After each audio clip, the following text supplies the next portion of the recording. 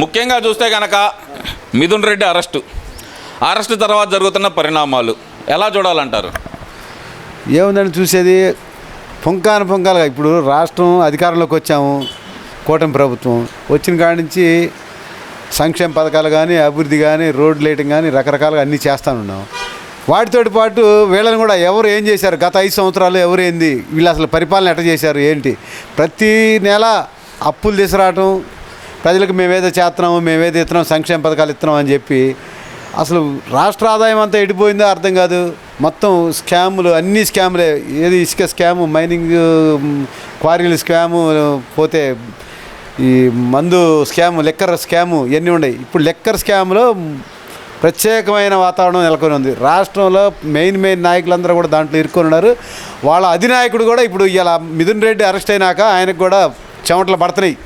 ఏ రోజు నేను ఉంటానా ఓడతానా, రాష్ట్రంలో జైల్లోకి వెళ్తాను అర్థంగా కొట్టు మిట్టులాడి చేస్తున్నాడు. వాళ్ళ నాయకులందరినీ పోగు చేసి ఒకసారి రాజీనామా ప్రయత్నం ఏదో చేశారంట. మన ఈ మధ్యలో వార్తల్లో వింటున్నాం. ఆ ప్రయత్నంలో భాగంగా అందరూ కూడా ఒప్పుకోవాలి. ఏమంటే మనం ఇప్పుడు ఒకవేళ రాజీనామా చేసి గెలిస్తే మొత్తం గెలిచినా మళ్ళీ 5 సీట్లు మనకు వచ్చేది. ఒకవేళ ఓడిపోతే మనం ఉండ పరుగు కాస్తే పోయిద్ది. మనం చేసింది ఏముందండి, ఎందుకులే వద్దని వాళ్ళు వెనకడికి ఎత్తి ఈయన ఆగాడు. ఇప్పుడు కార్యకర్తలు ఏదో రకంగా ఇప్పుడు జైల్లో అయితే పోలీసులు వస్తారు, తీసుకెళ్తారు జైలుకి. నాకు వాడి చుట్టూతో అండ కావాలా, దానికోసం వీళ్ళందరినీ రెచ్చగొట్టి ఏదో ఒకటి. ఇప్పుడు వాడెవడు పేరుని నాని ఉన్నాడు, చీకట్లో కంటితో కన్ను కొడతాడంట, చంపేస్తారంట. అది ఏందో కొత్తగా అంటే వీళ్ళు రాజకీయం చేస్తున్నారా, రాష్ట్రానికి మంచి జరగాలని చూస్తున్నారా, లేకపోతే నరుక్కొని ఒకళ్ళనొకళ్ళు నరుక్కోవాలా కొట్టుకోవాలా, ఇదే వీళ్ళు ప్రచారం చేసేది? ఇది రాజకీయ పార్టీయా లేకపోతే ఏంది, ఇది రౌడీజ పార్టీయా? రౌడీల కంటే కూడా అన్యాయం చేస్తున్నారు. రేత్రి పూట కన్ను కొడితే కంటి చూపుతాడు నరికేయాలంట. పేరుని మరి 4 రోజుల నుంచి ఎందుకని తప్పించుకొని తిరుగుతున్నాడు అనుకోవాలంటారు. అంటే వాళ్ళకేంది కింద వాళ్ళ కార్యకర్తలు రెచ్చగొట్టి వాళ్ళే చేస్తారు. ఈ నా కొడుకులు బాగానే ఉంటారు నాయకులు. వాడు అందుకనే ఇప్పుడు వాడి కాడికి వస్తే కానీ వాడికి తెలియలా, పారిపోయాడు. అట్నే జగన్మోహన్ రెడ్డి కూడా వాడి కాడికి జైలు శిక్ష పడుద్దేమో, జైలు వేస్తారనగానే నియమ నాయకులతో మీటింగ్లు పెట్టి, లేకపోతే ఏనాడన్నా పెట్టాడా అధికారంలో ఉన్నప్పుడు వాళ్ళ ప్యాలెస్ దాటి బయటకు వచ్చాడా? ఇవాళ చూడు చంద్రబాబు నాయుడు గారు ఏం చేస్తున్నారు. చంద్రబాబు నాయుడు గారు ప్రతి ఒక్క పేదింటికి ప్రతి నెల పెన్షన్ ఇచ్చే టైంలో ఏదో ఒక పేదింటికి పోయి వాళ్ళని మంచి చెడు చూసి, అంటే ఆదర్శంగా ఇప్పుడు ఒక ఊరికి అన్ని వీళ్ళు తిరగలేరు కాబట్టి ఏదో ఒక ఇల్లు తీసుకుంటున్నారు, వెళ్తున్నారు. వాళ్ళ మంచి బాగోగులు వాళ్ళు ఎట్లా ఉన్నారు ఏందని. నువ్వు ఏనాడైనా ఆ పని చేసావు 5 ఏళ్లలో? ఎంతసేపటికి రాజధాని ఇది వద్దు వేసల రాజధానిని అనిపించి నీ ఇష్టం వచ్చినట్టుగా మాట్లాడి జనం చేత అనిపించి, మీ జనం చేత అందరూ అనరు, జనం ఎందుకు అంటారు, వాళ్ళ జనం చేత అనిపించి సాక్షి టీవీలో వేయించారు మొన్న ఈ మధ్యలోనే. ఎవడవాడు కొమ్మినేని శ్రీనివాసరావు అను ఇంకా కృష్ణరాజు. ఏంటి ఆ పని? వేసల రాజధాని ఏంది? ఇప్పుడు మొన్నటిదాకా జగన్మోహన్ రెడ్డి ఇప్పుడు కూడా ఉంటుంది ఆడేగా. కనీసం ఖండించొద్దు. ఏంద్రా బాబు రాజధాని వేసేదారు రాజధాని, మనం కట్టకపోయాము, ఉండేది ఆడే కదా చచ్చి. అందరూ వేశ్యలు వ్యాధిగ్రస్తులు అది ఇదని మాట్లాడుతున్నారు, కరెక్ట్ కాదని ఏనాడైనా ఖండించాడా? అసలు వేశ్యలు అంటే ఏంది, అర్థం ఏంటి?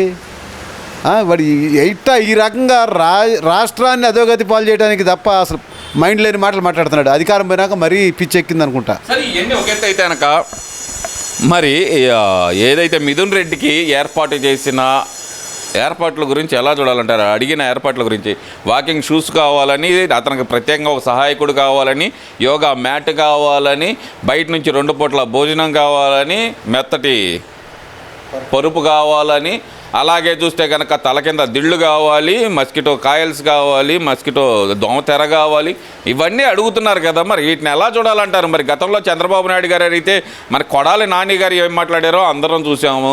మరి ఇదే రోజా గారు మాట్లాడింది కూడా విన్నాం. మరి ఆ రోజు ఎలా చూడాలంటారు? మరి ఇన్ని సౌకర్యాలు ఈరోజు జైల్లో ఏర్పాటు చేసుకున్న మిథున్ రెడ్డి గురించి ఏం మాట్లాడాలంటారు? వాళ్ళు అడగటంలో తప్పులేదు, ఇచ్చే వాళ్ళకు కూడా ఉండాలా. వీళ్ళు మాట్లాడతారు, వీళ్ళు ఏమైనా మాట్లాడతారు. వైసీపీ నాయకులు పోయినసారి చంద్రబాబు గారి విషయంలో ఇష్టం వచ్చినట్టు మాట్లాడారు. మరే అది కూడా ఇక్కడ మాట్లాడాలిగా, అది మాట్లాడరు. ఎందుకంటే వాళ్ళ కాడికి వచ్చే తెలుస్తుంది ఏదైనా మంచి చెడు అనేది. వాళ్ళ కాడ అయితే శుభ్రంగా ఉండాలి. ఎవడో బయటోడైతే మాత్రం వాడు చచ్చినా బాధలేదు వాళ్ళకి. అట్లానే ఇప్పుడు న్యాయస్థానాలు కూడా ఒక పద్ధతి ప్రకారం ఒక సిస్టమ్ ఉంటుంది, దాని ప్రకారం నడుస్తూ ఉంటారు. అయితే మరి ఈయనకి ఎందుకు సౌకర్యాలు కల్పించారో, మరి ఆయనకి ఆరోగ్యం బాగాలేదా, మరి ఏమి వాళ్ళకి ఏం చెప్పారో ఏందో మాకైతే తెలియదు. కానీ మరి సామాన్యుడికి అయితే అన్ని సౌకర్యాలు ఇస్తారా? నాలాంటి వాడు ఎవడైనా జైల్లో పెడితే నాకు పరుపు కావాలంటే ఇస్తారా? మరి ఎందుకు ఇచ్చారు? ఆ కారణం ఏందో మాకు కూడా తెలియలే. న్యాయస్థానం మరి అన్నీ ఆచితూచి చేయాల్సిన పనులు మరి అక్కడ ఏం జరిగిందనేది మాకు కూడా అర్థం కావట్లేదు.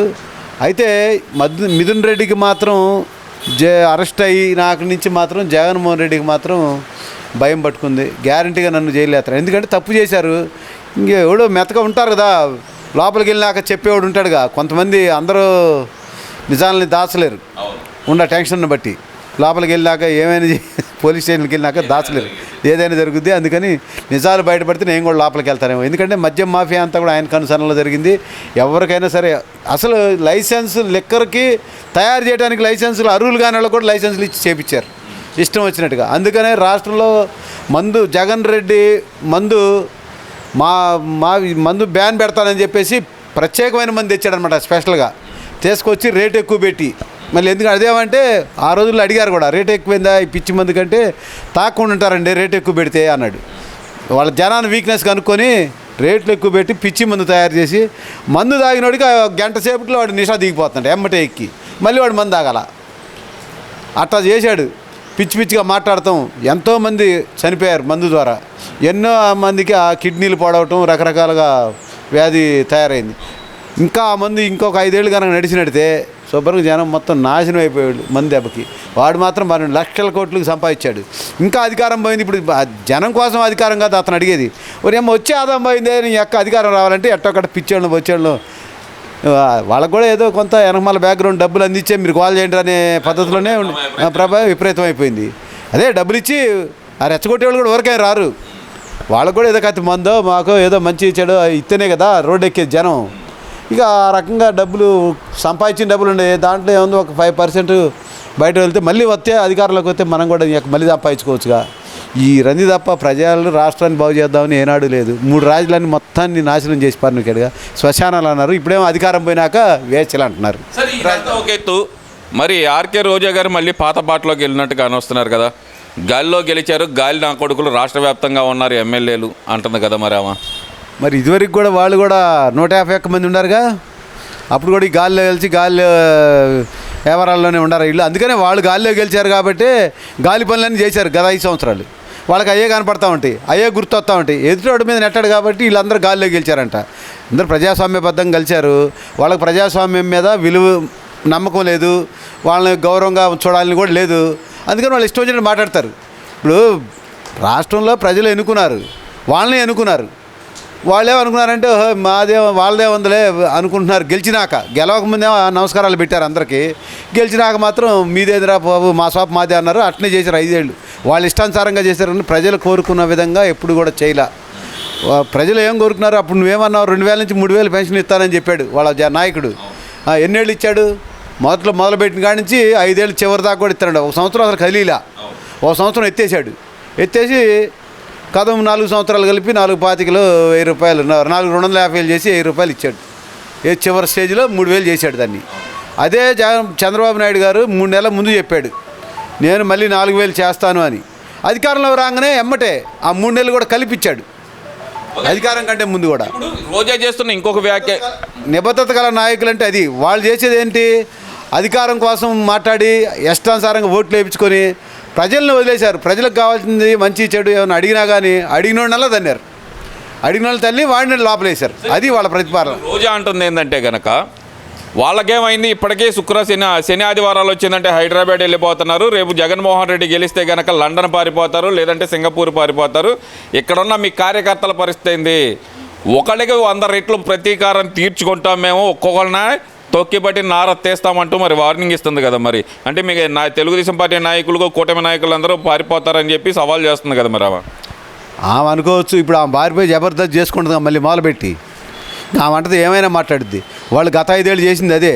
ఏ తెలుగుదేశం పార్టీ కార్యకర్త ఎవరు కూడా భయపడి ఉంటే మన ఎలక్షన్లో రారు కదా. రొమ్మిరిచి కష్టపడి ప్రతి ఒక్క నాయకులతో సంబంధం లేకుండా పోరాడి తెలుగుదేశం పార్టీని తెచ్చుకున్నారు. మళ్ళీ 164 సీట్లతో తెచ్చుకున్నారు. సిగ్గుండాలి మాట్లాడటానికి. ఇంకా నువ్వు గెలిచేదానికి కూడా నీకు అవకాశం ఉందా? ఇలా రండి, ప్రజల్లోకి రండి. ఏం చెప్తారు, ఏ నాయకుడు ఏం చేస్తున్నాడు? ఇందాక చెప్పాను కదా, మాట మీద నిలబడే వ్యక్తి. 6 పథకాలు చెప్పాం. రాగానే వచ్చిన రోజే పెన్షన్ పెంచేసాం. తర్వాత తల్లికి వందనం ఇచ్చాం. మీరు ఒక్క పిల్లడికి ఇచ్చి ఒక్క పిల్లడు చాలు చదువుకున్నాడే, దాంట్లో ఎంత దోశారో మాకు తెలుసు. ఇప్పుడు ప్రజలను అడగండి, ఎంతమంది పిల్లలు ఉంటే అంతమందికి ఇస్తున్నాం కూడా, ఇచ్చాం కూడా. మీరు పబ్లిక్కి రండి, రాక సాటు మాటగా ఏదో గదుల్లో కూర్చొని టీవీల్లో మాట్లాడతాం కాదు చేయాల్సింది. మీరు పబ్లిక్లోకి రండి, అసలు ప్రజలు ఏమంటున్నారో వినండి, అప్పుడు మాట్లాడండి. అంతేగాని మేము వస్తాము, వీళ్ళ తారదెత్తాం, నారదెత్తాం, తొక్కుతాం, వీళ్ళందరూ పారిపోవాలా? పారిపోయే పార్టీ తెలుగుదేశం పార్టీ కాదు. నాయకులు ఎవరు అటు ఇటు ఉండగానే కార్యకర్తలు, నిక్కచ్చ కార్యకర్తలు ఉన్నారు, నిజమైన కార్యకర్తలు ఉన్నారు. వాళ్ళు ఎప్పుడు కూడా పార్టీని కాదనరు. కాకపోతే ఇప్పుడు మీరు చేసినప్పుడు కొన్నాళ్ళు వెయిట్ చేశారు అంతే. చివరి మూమెంట్లో మమ్మల్ని అందరినీ తరిమి కొట్టారు. కొట్టబట్టే 164 సీట్లు మాకు వచ్చినాయి. మళ్ళీ కూడా అదే పందాన్ని సాగిస్తాము. ఎప్పుడు కార్యకర్త అనేవాడు ఎప్పుడు కూడా తెలుగుదేశం పార్టీకి నిజమైన కార్యకర్త బలంగా ఉంటాడు. డబ్బు కోసం పనిచేసేవాడు కాదు నిజమైన కార్యకర్త అనేవాడు, పార్టీ కోసం పనిచేసేవాడు.